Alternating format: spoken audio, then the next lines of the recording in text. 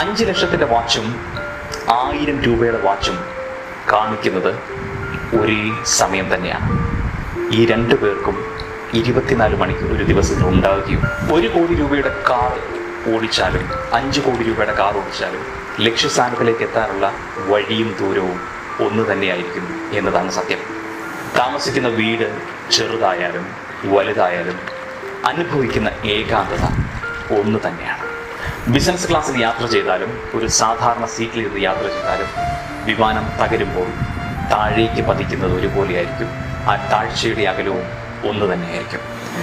അതുകൊണ്ട് നിങ്ങൾ നിങ്ങളുടെ കുട്ടികളെ സമ്പന്നരാക്കാൻ പഠിപ്പിക്കരുത്, സന്തോഷമായി ഇരിക്കാൻ പഠിപ്പിക്കുക.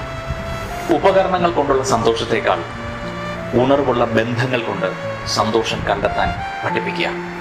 ആഗ്രഹങ്ങൾ വന്ന് പറയുമ്പോൾ ആ ആഗ്രഹങ്ങൾ നേടിക്കൊടുക്കാതെ ആ ആഗ്രഹങ്ങളിലേക്ക് എത്തിച്ചേരാനായിട്ട് ഉള്ള കഷ്ടപ്പാടുകളുടെ വഴികൾ പറഞ്ഞു കൊടുക്കുക.